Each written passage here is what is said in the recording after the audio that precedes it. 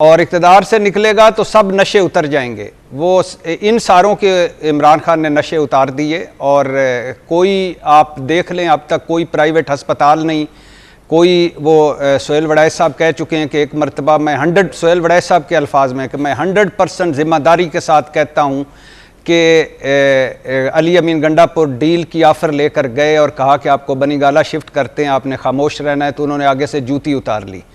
अगर आगे से नवाज शरीफ साहब होते तो फूलों के हार पहनाते, जरदारी साहब होते तो पूछते कि कहाँ साइन करने हैं। तो ये तीसरी बात भाईजान जो आपका सवाल है, इसमें कोई शक नहीं और मुझे कोई तवक्को नहीं थी कि पूरा मुल्क सड़कों पर निकलेगा। मुसलसल एहतजाज पाकिस्तान तहरीक इंसाफ का 3 सालों में, मुसलसल गिरफ्तारियाँ, मुसलसल क्रैकडाउन, मुसलसल खौफ व हिरास की फ़ज़ा और पार्टी इख्तलाफात। तो लेकिन फिर भी जितने लोग निकले तवक्कुआत से ज्यादा निकले। लेकिन भट्टी साहब, अतर भाई की जो बात है वो अपनी जगह उनका एक एनालिसिस है, लेकिन इस एहतजाज का मकसद सिर्फ ये तो नहीं था कि दुनिया को ये बताना है कि ये एहतजाज हो रहा है या इमरान खान जायज नाजायज जेल में कैद है। इस एहतजाज का मतलब तो ये था कि इतना प्रेशर हुकूमत पर डाला जाए कि इमरान खान के लिए जेल के दरवाजे खुल जाए या इमरान खान के लिए कोई डील ऑफर हो जाए या इमरान खान के लिए कोई बेहतरी आए, रूल ऑफ लॉ, ये वो, इसलिए एहतजाज किया जा रहा था ना, या आपके नजदीक किसी और तरीके से? आपकी अपनी राय क्या आज के एहतजाज के ऊपर, गवर्नमेंट की परफॉर्मेंस और पीटी वर्सेस पीटीआई की परफॉर्मेंस? भट्टी साहब। मेरे भाई, आज 5 अगस्त है, 6 साल हो गए हैं सरेंडर मोदी के गासबाना कब्जे को कश्मीर पर, मकबूजा कश्मीर पर, और दुनिया भर के हालात बदल गए हैं। नहीं बदले तो मकबूजा कश्मीर के हालात नहीं बदले, मकबूल बट से बुरहानुद्दीन वानी तक सब शहीदों, सब गाजियों और जुल्मों जबर के साए तले बहादरी से लड़ते बहादुर कश्मीरियों को सलाम। और आज 5 अगस्त है, आज इमरान खान को 2 साल हो गए अडयाला जेल में। ये तारिक फजल चौधरी साहब अब मेरे साथ हैं और ये कहा करते थे कि 2 दिन जेल नहीं काट सकेगा, इक़्तिदार से निकलेगा लंदन चला जाएगा, और इक़्तिदार से निकलेगा तो पार्टी भी तितर बितर और ये भी तितर बितर, और इक़्तिदार से निकलेगा तो सब नशे उतर जाएंगे। वो इन सारों के इमरान खान ने नशे उतार दिए। और कोई आप देख लें, अब तक कोई प्राइवेट हस्पताल नहीं, कोई वो सोहेल वड़ैच साहब कह चुके हैं कि एक मरतबा मैं सोहेल वड़ैच साहब के अल्फाज में कि मैं 100% ज़िम्मेदारी के साथ कहता हूँ कि अली अमीन गंडापुर डील की ऑफ़र लेकर गए और कहा कि आपको बनीगाला शिफ्ट करते हैं, आपने खामोश रहना है, तो उन्होंने आगे से जूती उतार ली। अगर आगे से नवाज शरीफ साहब होते तो फूलों के हार पहनाते, जरदारी साहब होते तो पूछते कि कहाँ साइन करने हैं।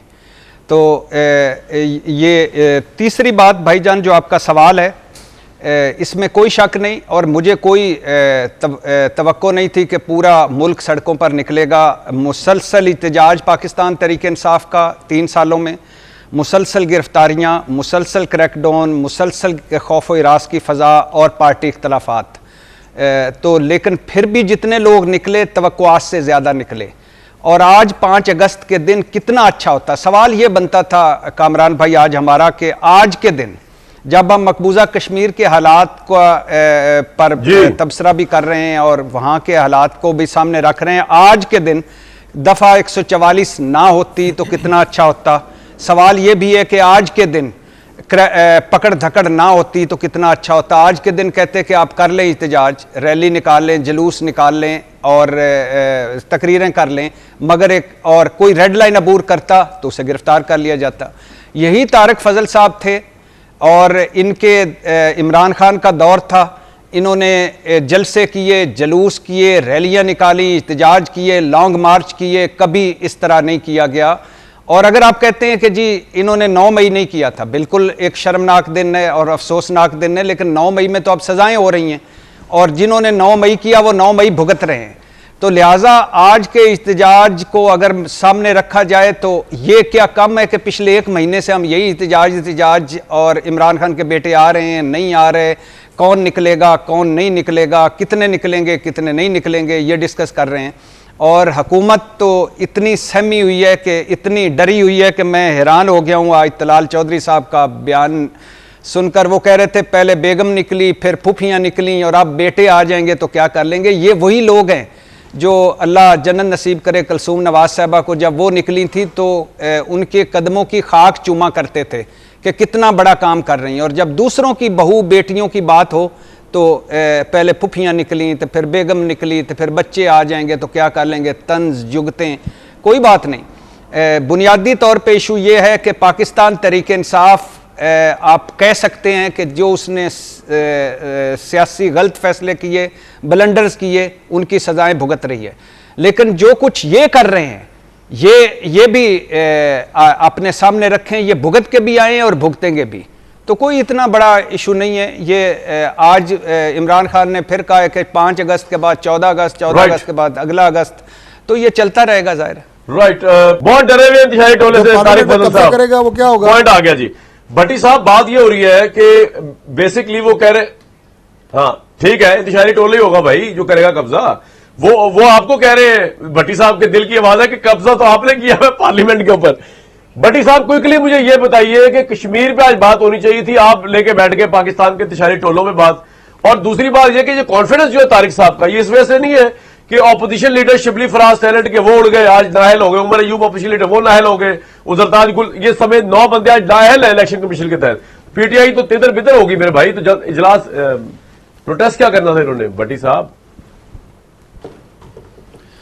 मैं अपने भाई तारिक फजल साहब के साथ हूं कि जो आज के दिन कश्मीर की बात नहीं करता वो उस पर अफसोस होता है। मैं कोई फतवा तो नहीं जारी करूंगा, मकबूजा कश्मीर की जो बात नहीं करता उस पर अफसोस होता है। लेकिन अल्लाह कायम रखे मेरी फ़ौज को कि जिसने भारत को धूल चिटाई और पहली मर्तबा भारत पूरी दुनिया में तन्हा है।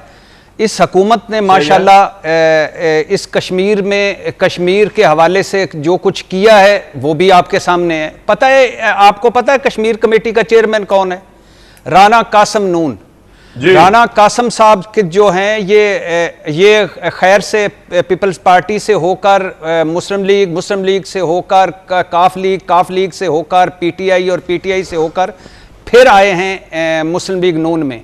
अब मुझे बताएं, राना कासम साहब का कश्मीर पर कितना कोई बहुत बड़ा तजर्बा है कि इनकी इस हुकूमत की प्रायोरिटी देखें कि कश्मीर मेजोरिटी हो गई है। और ब्रेक के बाद भट्टी साहब कंप्लीट भी करेंगे अपनी बात, और दूसरी बात मैं आपको केपी लेके जाऊंगा, वहां से हमारे जो रिपोर्टर हैं वो बताएंगे कि केपी में कितना बड़ा तूफान आया या नहीं आया, वो रिपोर्ट करेंगे। और ऑब्वियसली रिपोर्टर जब बोलता है सच बोलता है। एक ब्रेक के बाद आते हैं वापस। भट्टी साहब क्विकली कंप्लीट कर ले, मैंने आपको बाद में कट कर दिया था, फिर मैं जाऊंगा रिपोर्टर के बाद, फिर तारिक साहब के पास, अतर साहब के पास। जी फरमा रहे थे आप, कहने का मतलब है ये कॉन्फिडेंस जो है, मैं सवाल ये था, 2/3 मेजोरिटी आ गई है पार्लियामेंट में हुकूमत की, नाहल होगी सारी ऑपोजिशन इलेक्शन कमीशन, तो ये इसलिए ये कॉन्फिडेंस है ना। जलसा क्या होना है, प्रोटेस्ट क्या होना है, इधर कमर टूट गई इनकी तहरीक इंसाफ।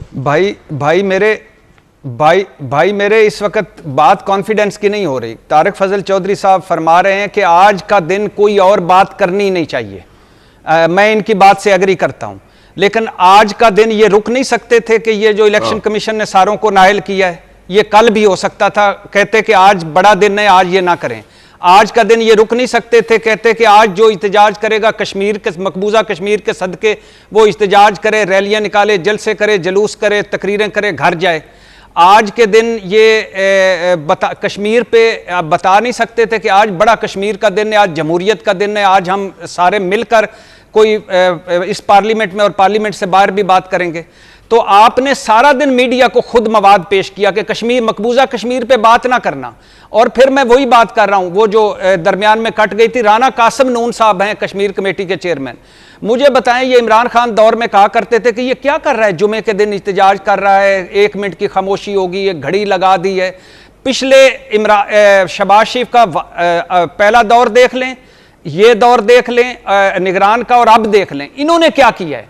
ये तो भला हो फौज का जिसने इंडिया को चारों शाने चित किया। ट्रंप साहब हमारी तारीफें करने पर मजबूर हो गए और वो बार बार पाकिस्तान जिंदाबाद के नारे मार रहे हैं और कश्मीर पर सालसी की बात कर रहे हैं। इसमें हुकूमत का क्या किरदार है, हुकूमत ने क्या किया इस कश्मीर के लिए? तो अगर कुछ भी नहीं किया तो आज के दिन कम से कम खुदा के लिए कश्मीर का, मकबूजा कश्मीर के खातर ये आज के दिन ही ना करते, कल कर लेते, आज ना करते, कद्दूस रख लेते। ठीक है, पॉइंट आ गया भाई। भट्टी साहब को अच्छे कामों की तारीफ से शुरू करें, नंबर 1। नंबर 2, और जो अतर भाई कह रहे हैं ना कि इमरान खान रेलेवेंट है 2 साल से, क्या इतना काफी है, चाहे वो भले 10 साल जेल में रहे, कि वो रेलिवेंट है? रेलिवेंट तो भुट्टो भी आज है, वो इस दुनिया में तो नहीं है।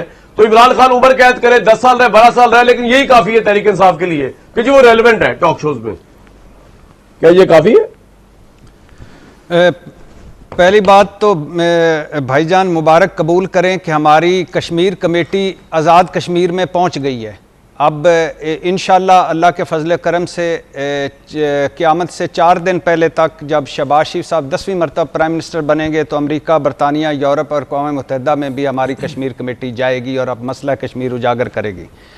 दूसरी बात, जा चुकी है, लंदन का दौरा कर चुकी है।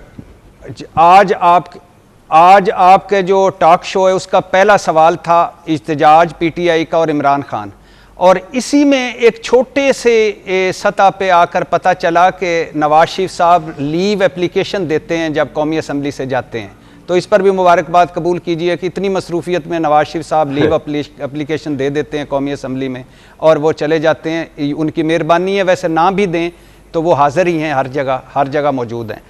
तीसरी बात मेरे भाई के आपने कहा इमरान खान साहब, बुनियादी तौर पर इशू ये है, बात कड़वी है मगर बात सच्ची है कि पाकिस्तान तहरीक इंसाफ को आज सोचना होगा, आज देखना होगा, मिलकर बैठना होगा कि करना क्या है। मिसाल के तौर पे बैरिस्टर गौर साहब ने अभी फरमाया, उन्होंने कहा कि 9 मई हुआ, उसकी सज़ाएँ मिली, हिसाब बराबर हो चुका, गिरद बैठ चुकी, अब सियासी स्पेस, इज़्ज़त और पहचान दी जाए। मैं एग्री करता हूँ बैरिस्टर गौर साहब से, और बैरिस्टर गौर साहब की बात को आगे बढ़ाते हुए कहना चाहता हूँ कि ये इज़्ज़त, ये पहचान और ये सियासी स्पेस आपका हक है, लेकिन यही इज़्ज़त, यही पहचान और यही स्पेस दूसरे फरीक का भी हक है। अगर आपने बातचीत करनी है, मुज़ाकरात करने हैं और वो भी इस्टेब्लिशमेंट से करने हैं तो, और इज़्ज़त लेनी है, पहचान लेनी है, तो फिर रोज़ ट्वीट्स आर्मी चीफ के खिलाफ नहीं किए जाते, फिर रोज़ रैलियां और जलूस अंदरूने मुल्क और बैरून मुल्क आर्मी चीफ के खिलाफ नहीं निकाले जाने चाहिए, फिर न्यूयॉर्क टाइम्स में आर्मी चीफ के खिलाफ इश्तिहार नहीं छपना चाहिए। क्योंकि जब आप, या तो आप अगर लड़ना है, जो कि आपको नहीं लड़ना चाहिए क्योंकि आप इस काम के लिए नहीं आए, तो अगर आप लड़ना चाहते हैं तो फिर तो यही रास्ता है। अगर आप चाहते हैं कि वो गिरद बैठ जाए और 9 मई से आगे बात बढ़े, तो थोड़ी सी जो इज्जत आप अपने लिए चाहते हैं, जो स्पेस आप अपने लिए चाहते हैं, जो आप अपने लिए पहचान चाहते हैं, वही दूसरे को भी दें।